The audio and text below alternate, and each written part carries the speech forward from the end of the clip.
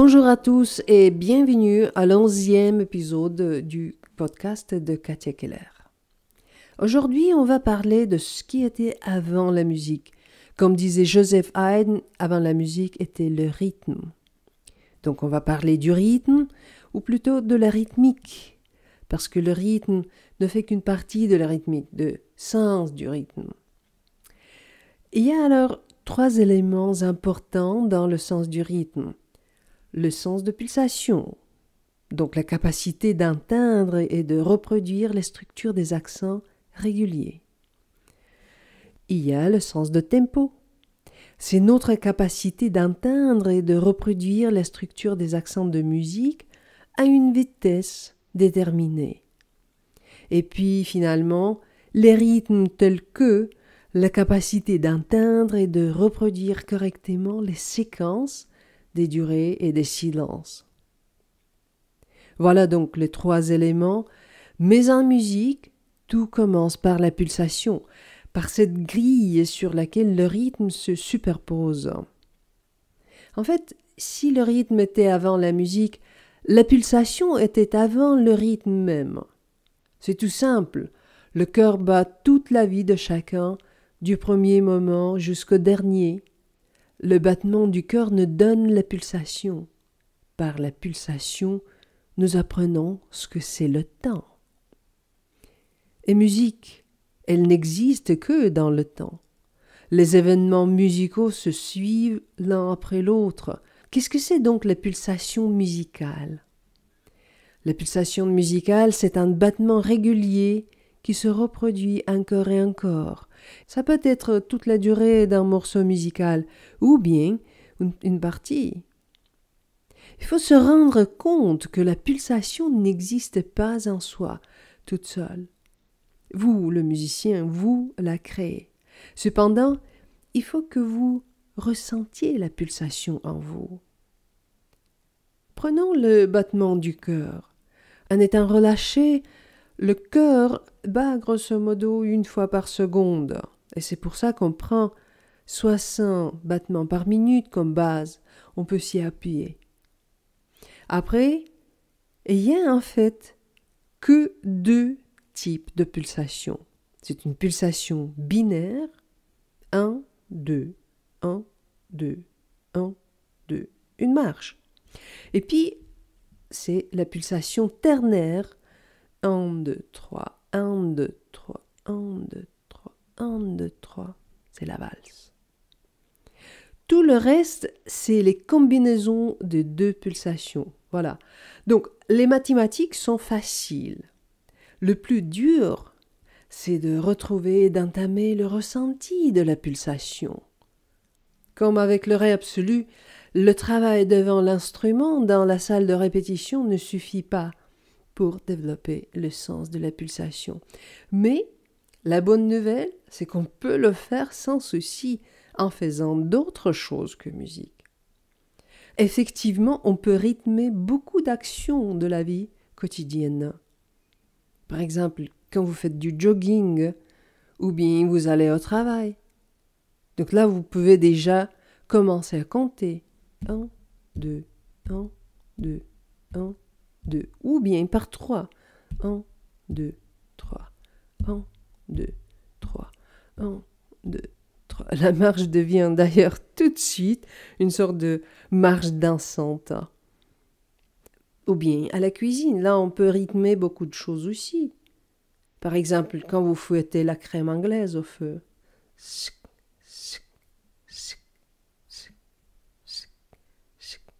1, 2, ou par les 3.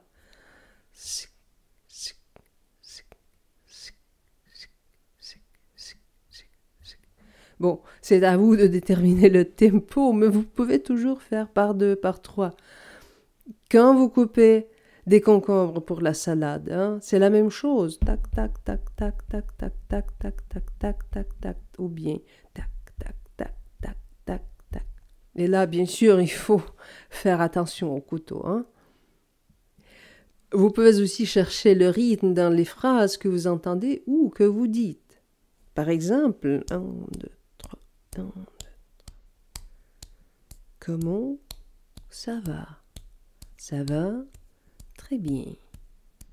Là, vous pouvez bien sûr essayer de déchiffrer en tête des phrases simples. Donc, vous voyez, peu importe quelle action vous choisissez, si c'est une action qui se répète plusieurs fois, là, tout de suite, vous pouvez imposer la régularité et les accents.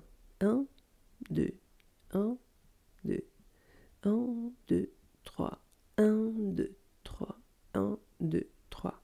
C'est simple et c'est très efficace. C'est beaucoup plus efficace qu'à faire 3 heures avec la métronome une fois par semaine. C'est tout simplement parce que vous lancez une habitude cérébrale. Vous commencez de sentir les pulsations dans le corps. Et ce que le cerveau comprend, il va utiliser où il peut. Ça, c'est la loi. C'est ce qu'il est censé faire.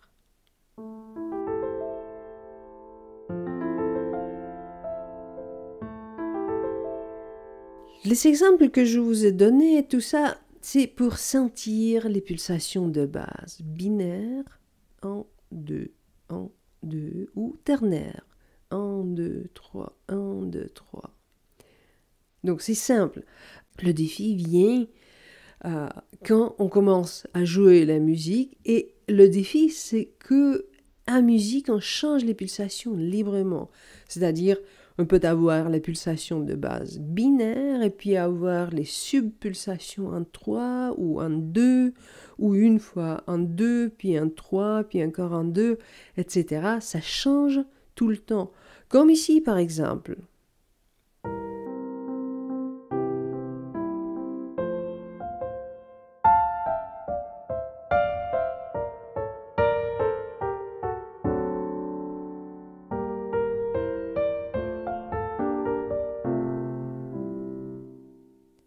Bon, juste pour être sûr qu'on est d'accord de quoi on parle, je vous ferai entendre le même petit fragment de la sonate de Mozart en fa majeur.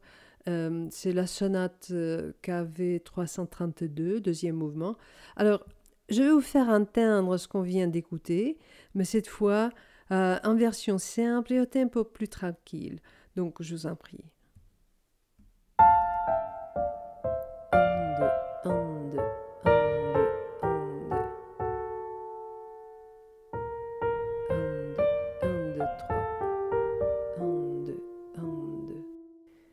Écoutez encore ce fragment en tempo réel et sans compte, et remarquez maintenant comment cette petite entrée en pulsation ternaire fait sentir comme si la musique patine sur glace pour quelques instants, et puis elle revient à la marche carrée tout à fait prévisible. Donc voilà.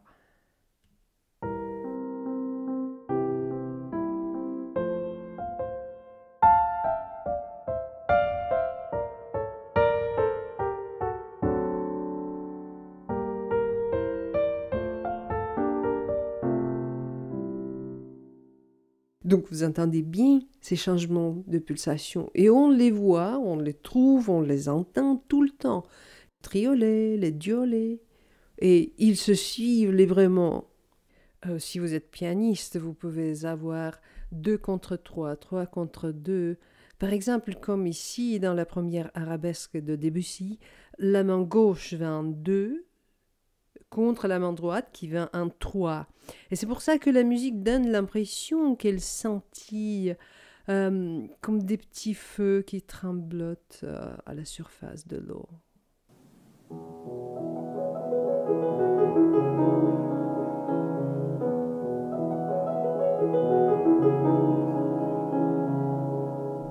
Et encore, pour être sûr, voici la version plus lente. Là, vous pouvez entendre les 2 contre 3. Juste écoutez une main puis l'autre.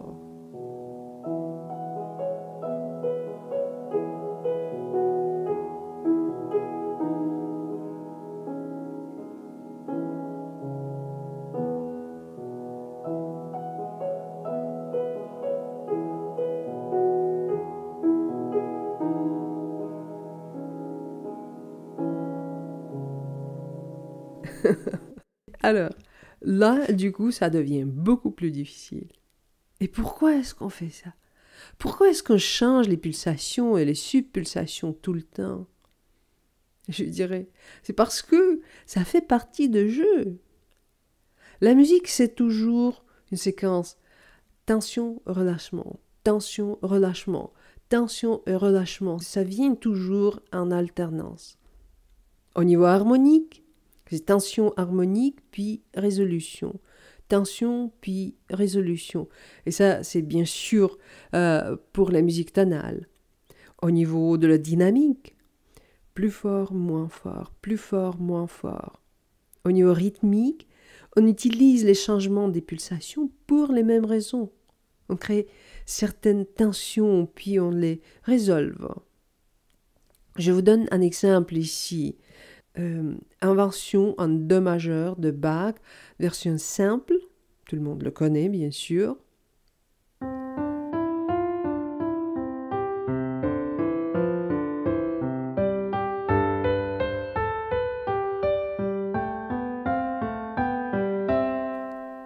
Et puis la version triolet.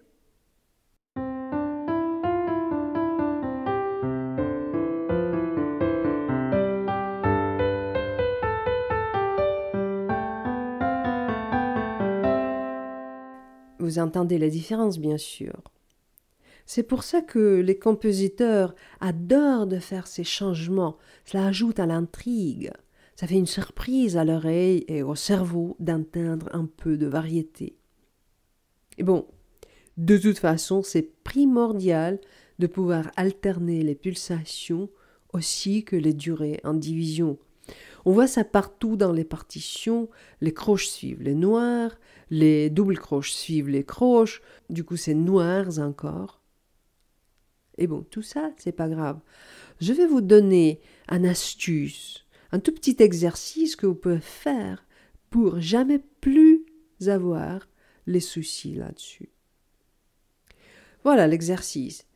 Une fois par jour et 1 minute max. C'est bon, vous pouvez commencer par 20-30 secondes, 1 minute max.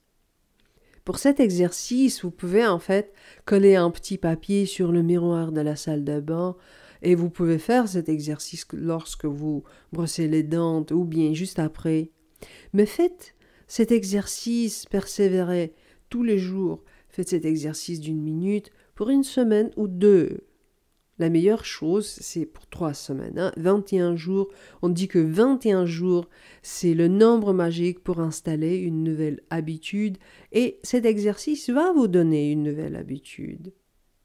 Alors, ce que vous faites, vous donnez la pulsation, vous pouvez basculer d'un pied à l'autre, ou bien vous pouvez le faire mentalement, bien sûr, et puis vous tapez les rythmes des doigts, ou bien vous frappez des mains. La séquence est simple. Noir, croche, triolet, double croche, triolet, croche, noir. Vous voyez, on subdivise. Noir, croche, triolet, double croche, triolet, croche, noir. Vous pouvez, en fait, si vous êtes novice, vous pouvez bien sûr vous contenter avec une séquence plus simple pour commencer. Noir, croche, triolet, croche, noir.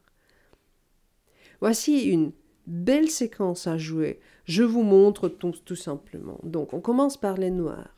1, 2, 3, 4. 1, 2, 3, 4. Croche. 1, 2, 3, 4. Triolet. 4. 1, 2, 3, 4. Double croche. Taga, taga, taga, taga. Triolet. Croche. Noir. 2, 3, 4. Blanche. 2. Et ronde. 3, 4. Vous entendez comment ça se fait, Je change des durées plus longues, je le divise, puis je passe à la pulsation ternaire, je reviens éventuellement à croche, ou bien vous pouvez diviser d'une manière plus fine encore, prendre les doubles croches. Vous pouvez même faire avec les durées plus fines encore, les triples croches. Ça devient plus vite. Là, c'est peut-être difficile à frapper des mains, mais là, vous pouvez faire par les doigts. Hein.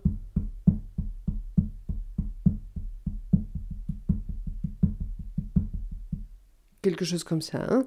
Vous pouvez faire par les doigts. Et là, bien sûr, vous pouvez jouer avec le tempo parce que si c'est difficile pour commencer, bon, attention, hein, il ne faut pas prendre le tempo trop lent parce que quand vous prenez le tempo trop lent, ça devient plus difficile à jouer en fait. Hein. Ça devient plus difficile avec les durées plus longues. Par contre, bien sûr, si vous prenez le tempo trop rapide, là, ça peut devenir un peu difficile quand vous arrivez à des durées plus courtes. Donc, jouez un petit peu, expérimentez un petit peu avec les tempos, mais c'est tout simplement un exercice, une séquence que vous devez pouvoir faire. Et finalement, après que vous faites pour quelques jours, vous allez remarquer que vous pouvez varier ces divisions et la pulsation, vous pouvez varier librement, vous pouvez improviser en fait, hein, en faisant par exemple noir, 1, 2, 3, 4, triolet, croche, double croche, 1, 2, noir encore, triolet, etc. Là, vous jouez la musique, là, vous pouvez basculer d'un pied à l'autre, là, vous pouvez prendre une petite danse, c'est à vous de jouer, mais faites-la jusqu'à ce que vous êtes vraiment libre dans ces changements. En fait, vous pouvez faire cet exercice en écoutant le battement de votre propre cœur. Et d'entendre le cœur, si vous ne savez pas faire, bon, c'est pas difficile à ressentir si vous baissez le menton et couvrez les oreilles des mains. Hein. Et d'ailleurs, cette position, menton baissé, c'est un massage excellent pour la thyroïde. Donc voilà, 3-4 exercices très simples, mais ils ne vous tromperont pas. Si vous sentez que vous voulez resserrer un peu la justesse au niveau de la pulsation, en anglais on l'appelle le swing. Donc faites ces exercices, faites-les pendant 1 ou 2 semaines et remarquez la différence. Beaucoup de problèmes au niveau du rythme disparaissent tout seuls quand on met la pulsation en place. Comme si tout devient plus précis, comme s'il y a plus de fluidité dans ce que vous jouez ou chantez. Ça commence tout simplement à swinger. Voilà, c'est Katia Keller, c'est la fin de l'11e épisode. Vous aimez bien mon podcast? Bon, n'oubliez pas de vous abonner pour recevoir les prochains. Parlez-en à vos amis. Et si vous voulez d'autres choses, de vidéos, des infos, rendez-vous sur mon site www.katiakellertoutattaché.com. Inscrivez-vous à notre newsletter et jusqu'une autre fois, que ça swingue bien. Bonne inspiration. À la prochaine.